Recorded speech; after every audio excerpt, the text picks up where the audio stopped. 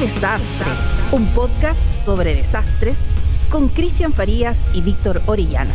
Hoy están pasando cosas con el clima, con nuestro invitado, el meteorólogo Jaime Leighton.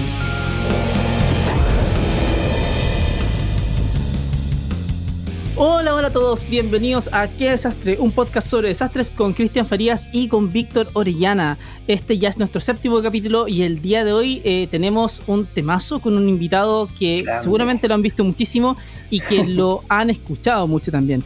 Con nosotros el día de hoy tenemos a Jaime Leighton, meteorólogo. Don Jaime Leighton. Aplausos, no tenemos aplausos grabados, podemos tener, pero aquí aplausos. ¿Cómo está Jaime? ¿Cómo están, Cristian, Víctor? Gusto saludarlos. Bueno, con Víctor ya nos conocemos muchos años atrás y hoy día nos estamos conociendo, Cristian, así que muchas gracias por la invitación. Perfecto. Gracias, Jaime, por aceptar la invitación aquí a conversar. Mira, ya llevamos 7 capítulos, el 7 esperemos que sea el de la suerte. Yo sé que tú eres no eres amigo de las supersticiones, sino que de la ciencia y de la evidencia científica. Entonces, sobre eso, ya que eres un meteorólogo, un hombre de ciencia, te queríamos preguntar y ir un poco orientándonos en términos de, bueno, ¿qué es lo que está pasando?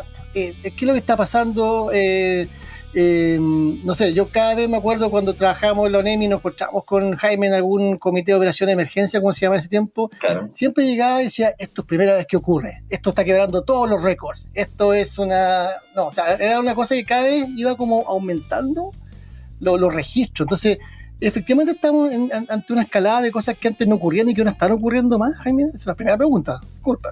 Sí. Maravilloso. Ok.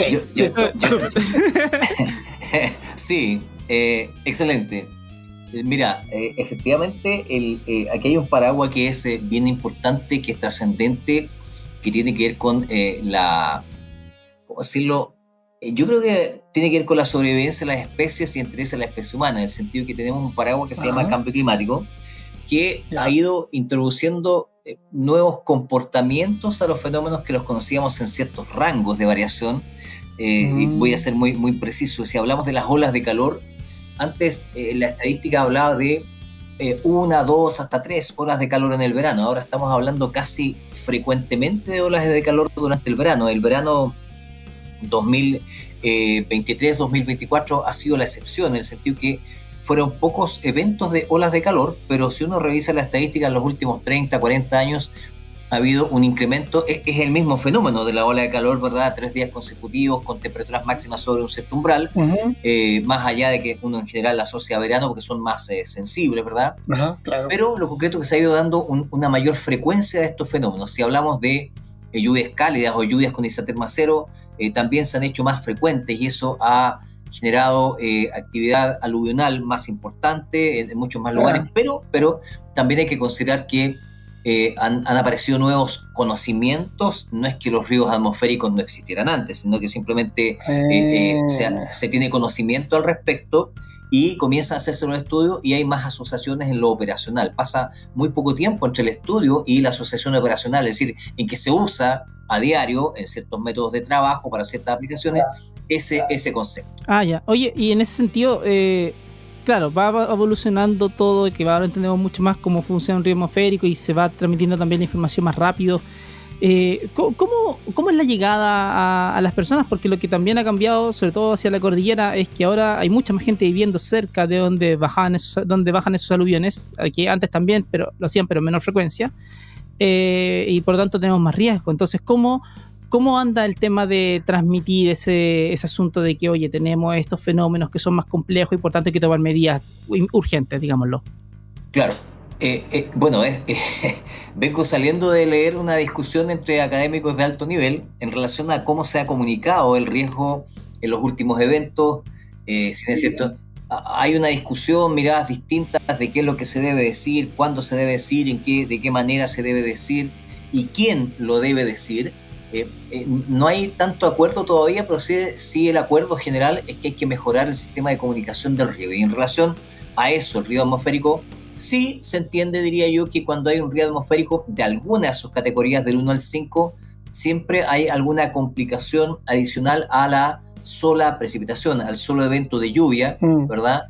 Porque hay un mayor aporte de vapor de agua, y eso se ha explicado en términos muy sencillos, no el concepto de integración vertical, del no sé qué. Lo que se ha explicado es que simplemente hay mayor disponibilidad de vapor de agua. Y eso se entiende muy fácilmente, como cuando uno pone, no sé, una tacita chica o una teterita chica de vapor de agua, ¿verdad? Y comienza a hervirla la tetera o pone un poquito de agua en el hervidor.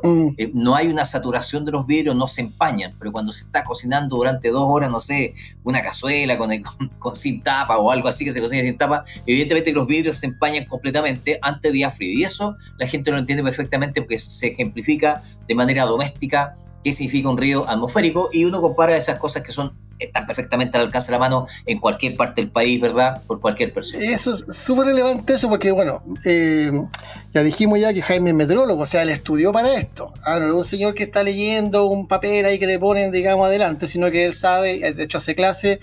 Y en ese sentido, bueno, tú transitaste desde la academia, luego estuviste trabajando en la dirección meteorológica y ahora, bueno, está ahí, sale en la tele, en las noticias, en el Prime, y tú comunicas información de este tipo.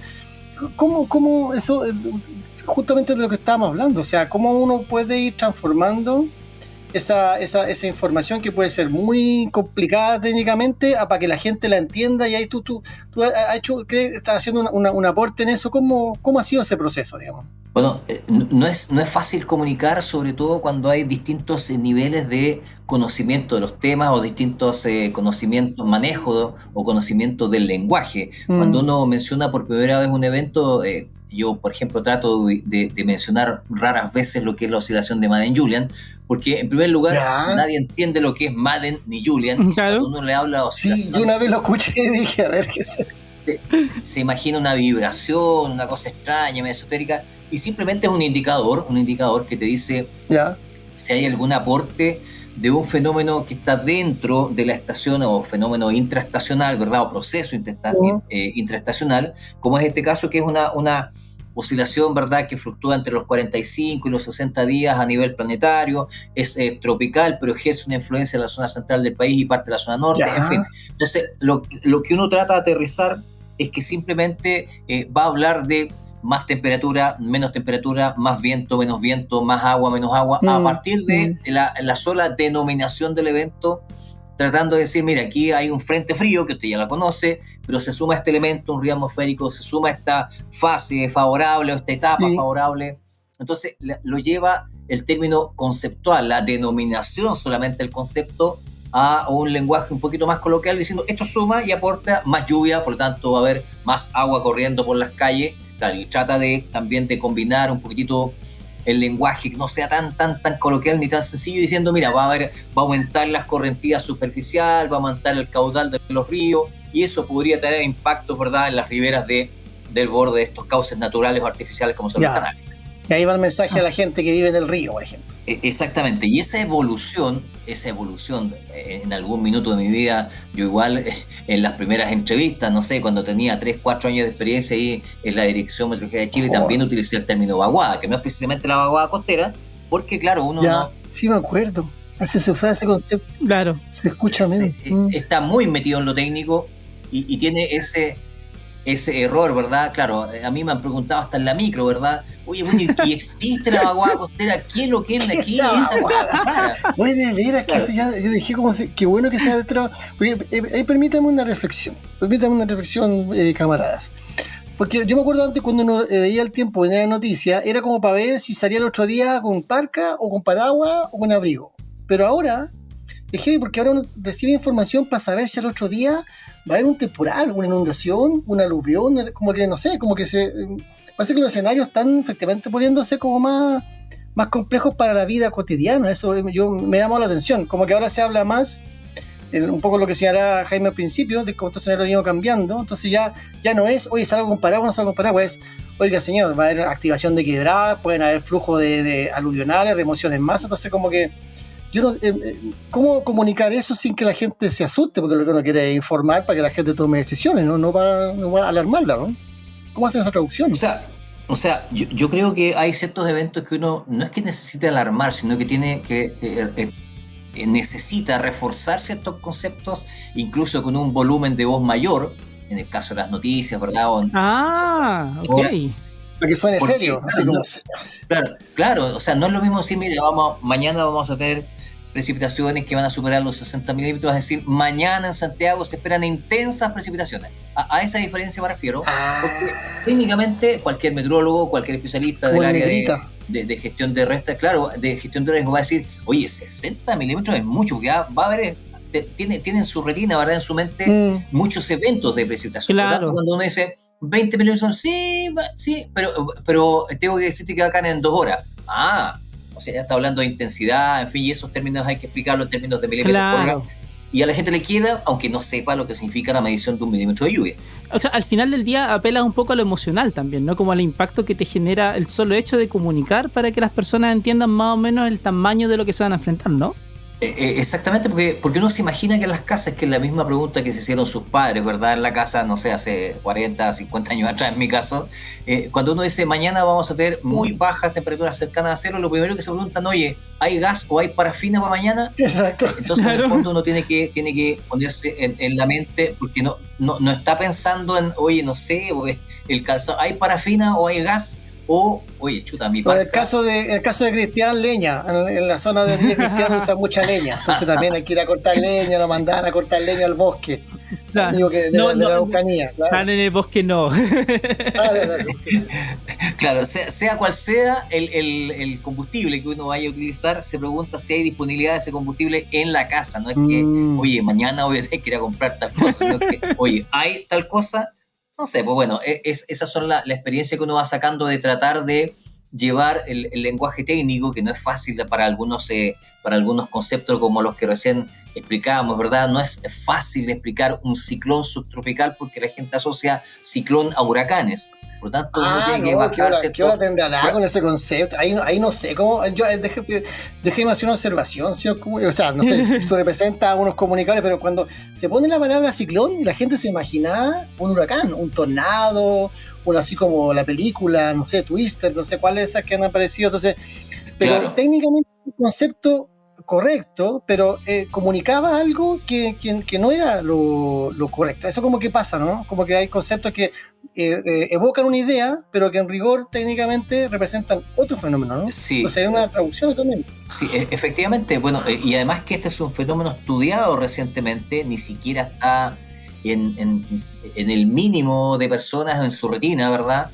Pero claro, cuando tú me preguntabas en un comienzo, ¿qué está pasando? Está pasando que están apareciendo con mayor frecuencia cierto tipo de fenómenos que no se están saliendo de su ubicación geográfica, se están saliendo de la época del año, se están saliendo de la frecuencia con que solían ocurrir, que eran eventos absolutamente esporádicos, porque en algún minuto me preguntaron, oye, nunca vamos a tener un huracán en Sudamérica, ¿cierto? Y la respuesta es sí, ya hemos tenido 2.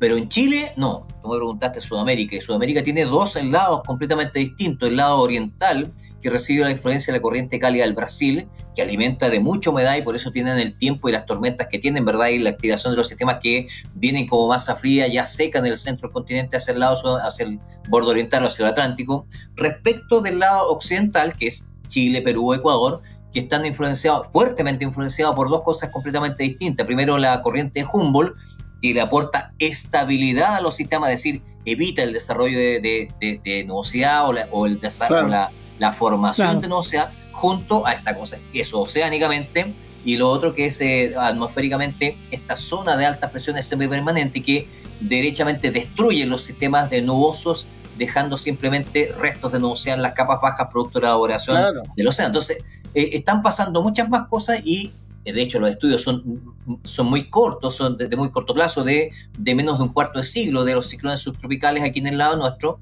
y que incluso alguien dice, oye, deberíamos darle nombre. Lo que pasa es que hay 2. Entonces, ¿cómo hacer una larga lista de nombres si tenemos 2? Eso que le ponen los nombres como el huracán en Norteamérica, así como... Claro. Andrea, Antonio, Miguelito. Claro. Bueno, en Europa las tormentas, los sistemas frontales, cuando son muy significativos, cierta categoría de valor de presión en el centro de la baja, cierta intensidad de viento, le dan un nombre para hablar de ese sistema, para poder hacer los estudios tanto meteorológicos como económicos de impacto de los sistemas meteorológicos en la infraestructura, la población y finalmente la economía. Entonces ahí está el huracán Mitch, el huracán Irma, el huracán, claro, es como eso, claro. Sí, claro. Y eso nos dio para nosotros, no nos dio para nombre. No nos dio para nombre, ni la cantidad, ni la envergadura, ni que más encima le pongan un nombre compuesto, que es subtropical. Entonces la otra vez hablaban, no, pero este ciclón extratropical, no, de eso estamos todos los años, ¿verdad?, con extratropicales, porque son simplemente los sistemas frontales. Entonces, ya el sistema frontal. O sea, sí. Me siento ninguneado en este momento. Sí, no tiene ni siquiera para eso. Si tú me dices... Otra característica de nuestro subdesarrollo. No nos da ni para eso. Volviendo a la pregunta original, ¿están pasando cosas? Sí, están pasando cosas, pero también se va sumando esto que está un mayor grado de conocimiento, porque ha tomado tanta importancia el tema de la meteorología, la climatología y el cambio climático, fundamentalmente por esa razón, del cambio climático, que se ha prestado más atención, y porque además se han visto eventos que han causado un fuerte impacto en la economía y también en la vida de las personas por no ser considerados anómalos, y pongo el ejemplo de los aluviones de Atacama, ¿verdad?, que había tanta preocupación en su minuto por los incendios en el sur que muchas veces la respuesta fue, oye, pero si en el norte no pasa nada, pero es que esto es completamente distinto. Pero convencer comunicacionalmente de ese cambio, como este cambio que vamos a tener, ¿cierto?, el día jueves 13 de junio, que resulta, dice, oye, pero ¿será tanto de lo que usted...? Entonces ahí está la fuerza del mensaje, la fuerza de la comunicación y la importancia de comunicar no técnicamente, con un respaldo técnico, pero sí muy coloquialmente. Estás escuchando ¡Qué desastre!, con Cristian Farías y Víctor Orellana. Oye, Jaime, y en ese sentido, te quiero llevar a la parte de las redes sociales, porque las redes sociales es un espacio donde, bueno, se comunica como sea. Entonces, la selva, claro, es una selva a veces en las redes, pero resulta de que sí, en estos últimos años una de las cosas que nos ha ayudado a las redes sociales ha sido a recibir la información prácticamente en tiempo real. Vemos una inundación y alguien graba un video, se sube, se comparte, se viraliza, pero también al mismo tiempo nos genera este problema de que por un lado que la información científica no siempre está, porque no sabes, no está mal planteada muchas veces, pero otras veces también nos lleva a que te genera esta sensación como media catastrofista de muchas cosas. Entonces, ¿cómo se sopesa eso? ¿Cómo consigues como en la comunicación, no te digo ponerle paño frío a las cosas, pero sí como tratar de manejarlas dentro del tamaño que tienen que tener, entendiendo de que mientras tú estás frente a las cámaras, hay muchos tweets y muchos posts de Instagram que están poco menos que planteándote una catástrofe global a cada cierto rato, en definitiva? Claro, hay de todo un poco lo que tú mencionabas. La selva tiene ley. De veras, sí, la ley de la selva, claro. Mira, sí, pues. Justamente. Está buena esa. Las redes sociales son una selva sin ley, en que cualquiera puede denostar, disparar sin ningún, tapujo a otra persona, ofender, inventar, magnificar, en fin, con tal de tener seguidores. Pero, por ejemplo, tal como tú decías, ahí se catastrofiza mucho porque hay inexpertos que pretenden ser expertos y hay gente que lamentablemente compra ese mensaje, le cree, porque probablemente en su minuto, en su lugar, ¿verdad?, tuvieron un buen acierto y después dicen, no, si este gallo siempre le apuntó. Entonces hay de parte de la comunidad que no siempre es tal, valga la mezcla de palabras ahí, porque claro, en el caso nuestro, ¿verdad?, de los meteorólogos, hay un profesor de lenguaje y comunicación que estudió meteorología, que no terminó, y él dice, yo no terminé, y es la carrera que yo hubiese soñado, y por distintas razones no la pude terminar, ahí no dice por qué, y ahora soy profesor de lenguaje, pero me encanta la meteorología, y ha publicado de repente cantidades exorbitantes, 200 milímetros para Santiago, 7 días antes, o sea, no tiene evaluación. Tiene sus seguidores que le creen, tiene sus seguidores que le creen, claro. Pero tiene 2.000 o 2.500 personas, parece que lo siguen, ¿verdad? Y claro, él dice, bueno, yo así todo tengo 2.000 seguidores. Sí, pero hay que tener un mínimo de tiempo. Claro, a nadie le faltan los seguidores, claro. Justamente, tú lo has dicho, a nadie le falta un seguidor, aunque sea la mamá o una hermana muy querida, en fin. pero yo creo que en este tema de las profesiones uno no debería invadir espacio de los profesionales si es un aficionado.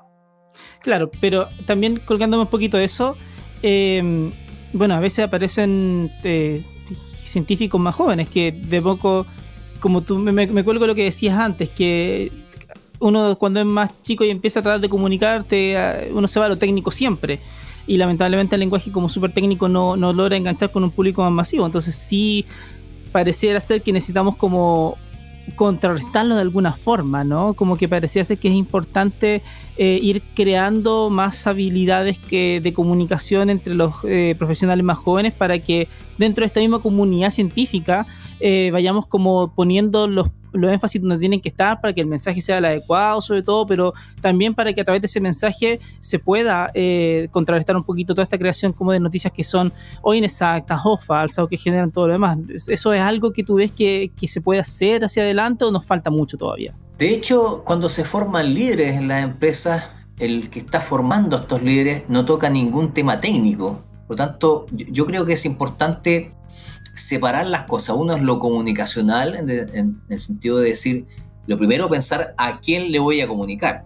O sea, si yo estoy hablando de algo que es muy técnico, pero que se usa en la vida coloquial, como es el caso de la meteorología, ¿verdad?, de los desastres, que le afecta fuertemente a las personas comunes y corrientes, hay que estar preparado para poder comunicar. Entonces, cuando se es inexperto en comunicar, ¿verdad?, o no se tiene experiencia ni formación, claro, pasan estas cosas que pasan en las redes sociales. O sea, no me gustó lo que esta persona dijo, o no me gusta esta persona, me cae mal, ¿verdad?, o no concuerdo con su ideología, voy y le disparo. Entonces, creo que eso es lo que tiene que, ¿cómo decirlo?, moderarse en términos comunicacionales. Fíjate que en este lenguaje de esta discusión que yo leía recién ahí, de estos académicos de distintas universidades de alto nivel, en términos de ciencia atmosférica, decía, lo que pasa es que la prensa exageró. La maldita prensa. Estamos hablando de la prensa en redes sociales, estamos hablando de la prensa escrita, estamos hablando de la televisión, de la radio, ¿en quién? Entonces se dispara a la bandada por si cae algún pájaro, ¿eh? Entonces, en ese sentido también se está hablando de comunicar bien, y se globaliza en la misma crítica, ¿verdad?, de un área que es muy amplia. Distintos medios, digamos, en las comunicaciones. Sí, pero ahí, claro, hay como que, viéndolo desde fuera y un poco hacia el punto que va, claro, a veces también viendo la tele, quiero volver a la tele porque yo te veo más en la tele que lo que quisiera verte en persona hoy día. Antes te veía más en persona, ahora te veo más en la tele. Pero bueno, una cosa... un tema a la hora, es un tema a la hora. Sí, pero en el fondo, como que, o sea, uno lo ve desde afuera, como digo, pero uno de repente, hay como ciertos límites, y de repente uno ve otros meteorólogos o de otros canales, ¿no?, que empiezan como, lo empiezan a empujar hacia un espacio como demasiado lúdico, por así decirlo.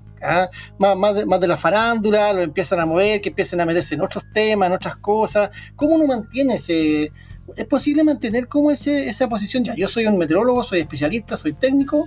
Los espacios, digamos, más lúdicos los puedo ocupar, pero lo importante aquí es el conocimiento, ¿cierto? Y cómo uno comunica ese conocimiento para informar a las personas. Entonces, ahí hay como un espacio más o menos como inseguro en la televisión, en términos de que te empujan, de que requiere como un énfasis más comercial en la manera en que uno muestra las cosas. ¿Cómo uno combate eso?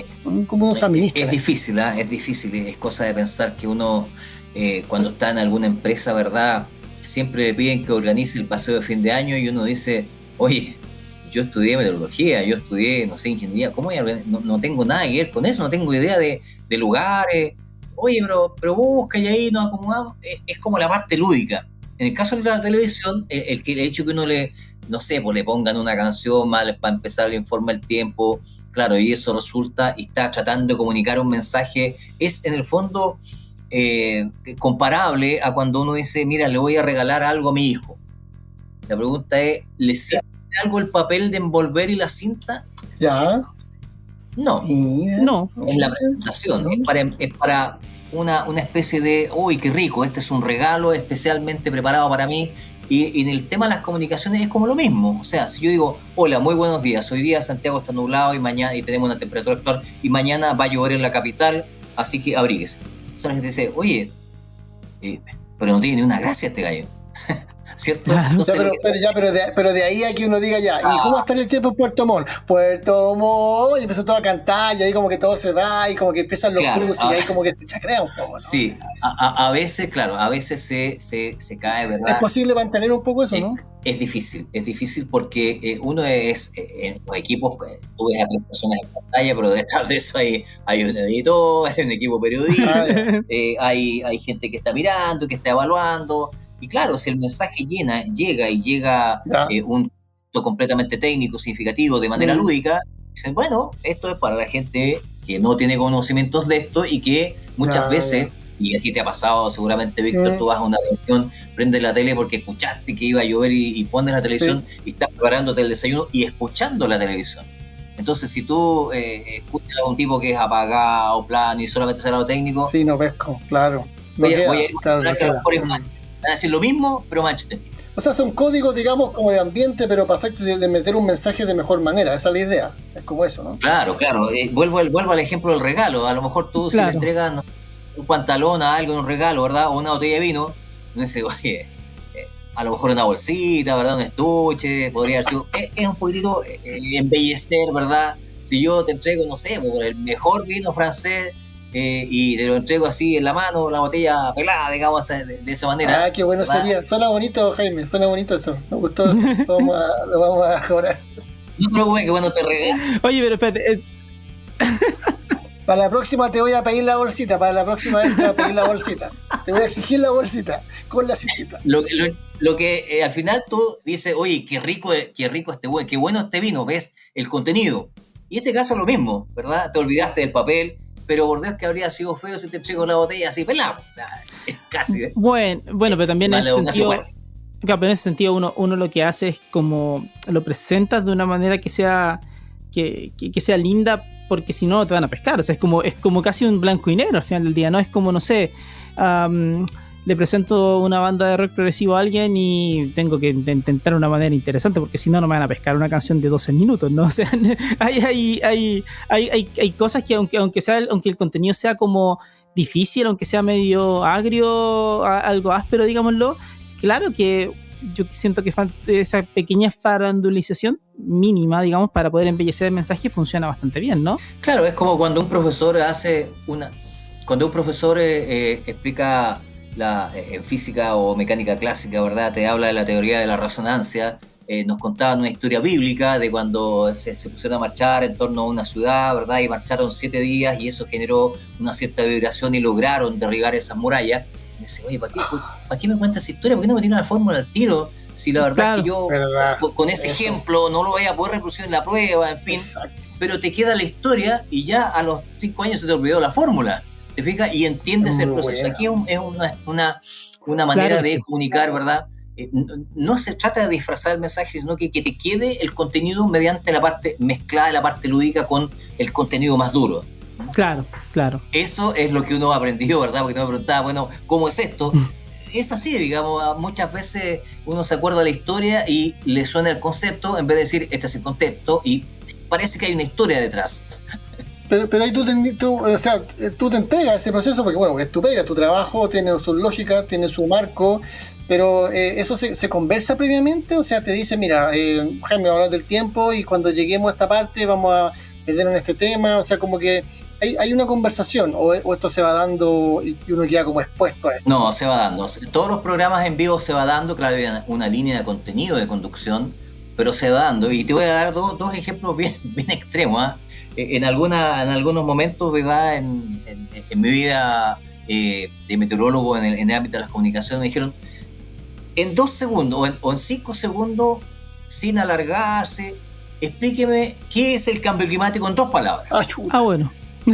¿Ya? Tú no puedes, y ahí tienes que decir, ya, esto no es tan lúdico, no te puedo dar en 5 segundos la explicación de un proceso que es complejo. Es como si yo te dijera, ya mira, hemos tenido 4 años de discusión en el Congreso. Mi pregunta es si las estadísticas dicen que este candidato tiene un 52% de aprobación y el otro un 48% de aprobación. ¿Tú estás seguro, verdad, por esta estadística que va a ganar este candidato el 52% de estadístico en las encuestas? ¿Sí o no?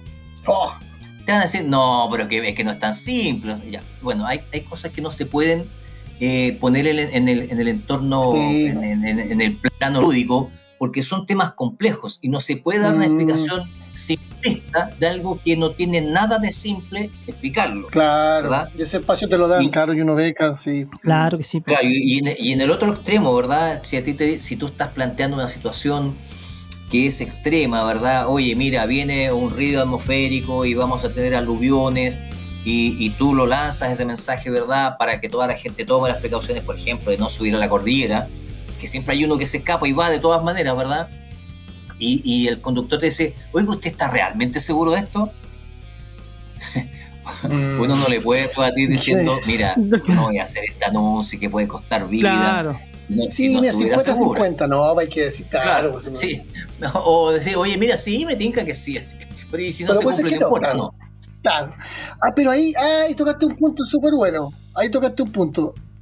Eso es cuando no le apuntan, porque queda esa sensación y a veces también como se caricaturiza, oye, que este la chuntó, que no la chuntó, mira, dijo que iba a llover y no llovió. La otra vez también, yo a veces, bueno, como converso contigo y a veces te pregunto, le cuento a mi amigo, oye, es que no vamos a hacer este asado aquí porque va a llover. ¿Quién te dijo? No, alguien me dijo, un especialista. No, ya, pero y no llueve. Y después no queda mal. Ahora tampoco te dejo mal a ti. No, pero pasa eso, o sea, igual hay cierto rango en que estas cosas a veces, los pronósticos pueden ir no cumpliéndose, o sea, eso es parte ya como de la profesión, ¿no? ¿Se asume eso o cada vez estamos más lejos? No, o sea, ha ido mejorando mucho el acierto tanto de los modelos físicos, matemáticos, ¿verdad? Las simulaciones, pero siempre hay un rango de error, porque es una ciencia probabilística, que de hecho el meteorólogo inventor de la teoría del caos fue un meteorólogo, y eso basado en la manera en que observó la atmósfera, ¿verdad? Y los fenómenos meteorológicos que muchas veces parten como un puntito, ¿verdad? Y se desarrollan como un huracán, como es el caso de ese fenómeno. Y hay fenómenos que tienen una altísima dificultad, una baja predictibilidad, que se llama decir, uno sabe que ese fenómeno se va a interpretar mal. ¿Por qué razón? Porque uno dice, mira, vienen tormentas asociadas a una baja segregada y sabe que las tormentas son un fenómeno local, que es decir, muy espaciado en la zona de ocurrencia, y la gente dice, mira, tanta laraca que hicieron por las tormentas, está soleado en mi casa. Claro, porque está comparando, ¿verdad?, dos regiones con el patio de su casa a la hora que él salió a mirar, ¿verdad? Y cuando se acordó de eso, en fin. Entonces, no se hace un pronóstico para ahí lo ponen en redes sociales, Jaime Leighton se equivocó, Jaime Leighton miente. Ahí claro, en Twitter, claro. E hicieron una tremenda laraca, que venían tormentas, no pasó nada, y además aquí las tormentas es agua, pero hay mucha gente que le afecta la palabra tormenta y dice, oye, pucha, qué bueno ese día, independiente, ojalá que no pase nada, ojalá que se equivoquen, porque la verdad es que a mí me asustan. En fin, entonces, lo concreto es que dependiendo del fenómeno, es cómo se percibe el acierto sobre lo que se dijo en relación a la evolución de ese fenómeno. Si hablamos de vaguada costera, hay gente que ve una nube en la costa y como le suena costera, dice, mira, ahí está la vaguada costera. Ahí está. ¿Por qué? Porque en algún minuto algunos comunicadores, ¿verdad?, dijeron, mira, hoy día la vaguada costera está aquí, al otro día la devolvían 50 kilómetros al norte, al otro día la adelantaban 70 kilómetros al sur, y tiene su proceso, claro. Tiene su proceso. Entonces se abusó del término, lo mismo que se abusó del término chubasco, porque hubo una época en que no ocurría otra cosa que precipitaciones ocasionales. Entonces, oye, ¿qué le ocurrió hoy día? Tuvimos chubascos débiles. Y se asoció la palabra chubascos a débiles. Claro, y verdad, porque no es chispear, es claro, como son pues lluvias, no, digamos, sí, claro, dispersa, no necesariamente suaves. Exactamente, entonces muchas veces se abusa de un término de manera explicativa porque el comunicador que te está entrevistando no entendió tu explicación y lo trata de resumir y uno dice, bueno, complicarse ya, sí, chubasco, listo. Entonces, por ejemplo, muchos años se utilizó un término que no existía técnicamente, que es el núcleo frío, porque alguien le explicó a un comunicador, un periodista, ¿verdad? Y eso lo publicó en un diario de lectura, claro. Y para no explicarle, mira, hay un área de vorticidad disgregada, una aguada principal, en fin. Ahí se perdió. Estás escuchando ¡Qué desastre! Con Cristian Farías y Víctor Orellana. Yo me acuerdo de ese concepto cuando fue Atacama 2015, que apareció el concepto ese de núcleo frío en altura. Y ahí claro. Como que, y después ahora se transformó en baja segregada, Y claro, o sea, son conceptos que suenan súper técnicos. O sea, más que se transformó, se volvió al término conceptual original y se ha explicado muchas veces que es una baja segregada y que es un volumen de aire frío, ¿verdad? En la parte media de la troposfera, en la capa más baja de la atmósfera, y ahora más o menos la gente ya entiende que es un fenómeno que es un poco raro, ¿verdad? Que no es ni de la gran escala ni de la escala pequeña, como la vaguada costera, de la mesoescala, es decir, una dimensión intermedia que no ocupa toda la troposfera, no es de gran extensión, que no da fenómenos generalizados como un frente o una alta, ¿verdad? Claro. Entonces, más o menos se ha ido explicando ese tipo de fenómenos y que tienen un bajo nivel de predictibilidad en términos más de percepción que de pronóstico. Porque si tú dices, oye, tormentas aisladas, uno sabe que va a ocurrir en el 2% del área que yo estoy mencionando, claro. Pero la gente dice, oye, pero no pasó nada. Claro. No entender el concepto, entonces, claro. Ahí, claro, porque para poder comunicar bien. Claro, y yo tengo una... Colgándome de la idea de lo complejo, de la complejidad, de que hay cosas que en el corto plazo son sumamente difíciles de predecir, de anticipar. Sí sabemos de que en el largo plazo hay cosas que sí podemos decir. Ahí tenemos lo que ocurre a nivel de cambio climático, que no está pegando fuerte, la verdad. Y la pregunta que quiero ponerte al frente es ¿cómo nos deberíamos seguir preparando? O mejor dicho, ¿qué desafíos nos están quedando frente al cambio climático? Entendiendo de que quizá en el corto plazo te cuesta un poco anticipar un fenómeno particular, pero en el largo plazo, en la tendencia global, sí hay cosas que tenemos que esperar. O sea, son dos preguntas, no sé si te entendí bien, lo que deberíamos esperar o cómo deberíamos prepararnos. Un poco de ambas, en realidad, ambas. Bueno, quiero que deberíamos esperar en términos de si esto sigue con la generación de gases de efecto invernadero, que son en el fondo los culpables, ¿verdad?, del calentamiento global como precursor del cambio climático. Creo que debería esperar uno que hubiese muchos problemas de subsistencia de la especie humana y muchos problemas de subsistencia de muchas especies. Eso es lo que uno debería esperar como la evolución del fenómeno si es que no se le pone un freno.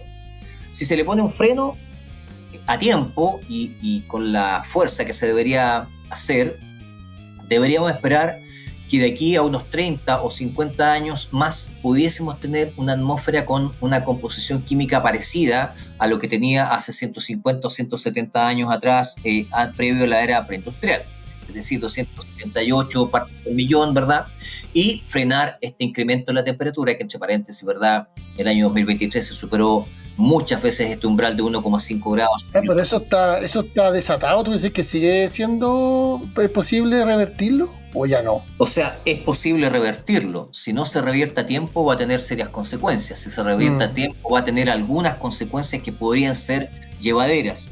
Pero hay países que van a perder mucho de su territorio, pequeños países insulares van a perder mucho de su territorio, claro. Y eso significa que esas zonas que antes eran turísticamente rentables desde el punto económico no van a tener una rentabilidad económica. Zonas que eran de cultivo agrícola se van a perder porque van a estar inundadas con agua salada, en fin, y eso va a alterar la biodiversidad de esa región. Si hablamos de Chile, una cosa que ya es una evidencia, pero ya no puede ser más clara, ¿verdad?, de conocimiento de cualquier persona, porque hace 30, 40 años atrás se iba a las costas del litoral central y había 3 o 4 playas que eran playas realmente y no un acantilado o un pedacito de borde costero. Claro, y se han ido poniendo esas playas. Sí. Claro, entonces los terrenos más bajos van a ir siendo inundados por estas aguas saladas y va a ir cambiando, ¿verdad?, el pH del terreno, la salinidad, va a cambiar la salinidad del entorno cercano más hacia el interior por la brisa marina, en fin. Entonces, eso es lo que uno esperaría que pasara. ¿Qué esperaría que pasara para revertir? Bueno, que los grandes países que emiten gases de efecto invernadero dejen de hacerlo y se invierta, pero aceleradísimamente, en tecnologías o energías limpias, ¿verdad? Energías renovables, la generación eólica, de generación fotovoltaica, en fin, muchas tecnologías que hay. La pregunta es cómo cambiamos la matriz energética de estos grandes países que aún... Claro, o sea, nosotros somos un país súper chiquitito, que vamos a estar nosotros pidiéndole a los países grandes, digamos, yo me imagino, bueno, hoy día está el presidente Boric en Alemania, me imagino que le pedirá algo, pero de ahí a que el país le haga caso a estos países que estamos acá en el lado sur, o sea, en lo local a lo mejor podemos hacer algo y desde ese punto de vista aportar en lo global. ¿Qué podemos hacer en lo local? ¿Qué nos falta? incluso para anticipar estas cosas, para poder medirlas, para monitorearlas, para que no nos afecte gente o no se muera gente con estas cosas, porque está pasando eso también, ¿no? Hay muchas maneras de revertir desde el punto de vista incluso doméstico. O sea, si yo dejo de consumir productos con demasiados envases, ¿verdad?, voy a evitar procesos de fabricación de esos envases. Por ejemplo, si dejo de utilizar el vehículo a diario, ¿verdad?, innecesariamente o irresponsablemente, acelerando las esquinas o llegar frenando, voy a consumir menos y eso voy a contribuir desde mis posibilidades, ¿verdad?, a mitigar el proceso productivo que genera gases invernaderos. Si hablamos a nivel país, podemos generar energía limpia. Tenemos una costa de más de 4.000 kilómetros donde podríamos generar energía eólica, tenemos grandes zonas desérticas donde podríamos generar energía fotovoltaica y exportar esa energía a otros países para que otros países no tengan que generar más emisiones produciendo energía, ¿verdad? Entonces, algo desde el punto de vista del ámbito local, ¿verdad? Podríamos incluir en vez de en las asignaturas, ¿verdad?, de ciencias naturales u otras denominaciones que tengan actualmente, cómo evitar reutilizar desechos orgánicos, desechos inorgánicos, en fin, todo ese tipo de cosas podría. Mi hijo tuvo la oportunidad de ir a Suecia, ¿verdad?, hace un par de semanas, me decía: papá, sabes que no hay ni un lugar en donde no se recicle, y se recicla absolutamente todo, no es un porcentaje grande, se recicla absolutamente todo. Eso es clave. Ya conocemos, por ejemplo, la zona norte, que se compran packs de ropa usada y muchas veces esas ropas son de tallas muy grandes y eso es terrible. Simplemente las botan del desierto porque no hay una norma, ni no sé si podrá haber fiscalización si hubiese una norma, que tenemos grandes basurales de ropa usada, importada de otros países porque no tienen una salida comercial. Claro. Bueno, eso, y podríamos tener, ¿verdad?, muchos más bosques que capturen, secuestren CO2, cosa de contribuir a disminuir el CO2 que producen en otros países. O sea, tener un balance de CO2 negativo, de tal manera que pudiésemos, ¿verdad?, estar generando más oxígeno y secuestrar más CO2. Eso, plantar un árbol, cada uno plantar un árbol. Ya, por ejemplo, Cristian ya ha escrito 2 libros, así que tiene un hijo, una hija, entonces ahora le falta plantar árboles. Justamente. Bueno, claro, oye, yo me quiero quedar con el mensaje. Tenemos 2 mensajes. El mensaje, no sé si llamarlo negativo, pero del shock de realidad de lo que se nos viene. Pero por otro lado, porque la subsistencia es un tema importantísimo, obviamente. Pero por otro lado, la serie de acciones. Quiero hacer el comentario de que está en nosotros todavía está en la posibilidad de tomar buenas decisiones para poder revertirlo, y eso también, por supuesto, que nos deja un sabor un poquito más dulce, sabiendo que todavía se puede revertir de alguna manera. Así que, bueno, Jaime, muchísimas gracias por estar con nosotros el día de hoy. Ha sido una tremenda conversación y esperamos poder volverte a verte aquí, escucharte aquí, estar con nosotros en nuestro querido podcast, Qué Desastre. Muchas gracias, Jaime, por el aporte también que tú haces. Yo aquí quiero también felicitar por el aporte que haces tú de transitar desde la ciencia, el conocimiento técnico, y que la gente entienda. Yo sé que la gente te valora, que te ve las noticias, que espera que salgas para salir más informado, y eso es bueno. O sea, lograr eso, no pocos lo hacen, así que muchos lo hacen, así que también te aprovecho de felicitar, Jaime, y agradecer el espacio con nosotros. Eso, muchas gracias por tus elogiosas palabras, Víctor. Por favor. Te digo de corazón. Cristian, muchas gracias por la invitación a ambos, por supuesto, y vamos a tratar de seguir haciéndolo bien para que la gente realmente tome conciencia del cambio climático, tome conciencia de que no hay eventos distintos. Así que muchas gracias por la invitación, y si podemos estar aquí de nuevo, encantado de acompañarlos. Maravilloso, por supuesto que va a estar de nuevo. Un abrazo para todos. Claro que sí, muchas gracias. Terminamos el número 7. Nos vemos en 2 semanas más. Abrazos, chao. Nos vemos. Esto fue Qué Desastre, un podcast sobre desastres con Cristian Farías y Víctor Orellana. Gracias por escucharnos. Agradecemos al meteorólogo Jaime Leighton por acompañarnos, y te invitamos jueves por medio para que escuches un nuevo capítulo de Qué Desastre.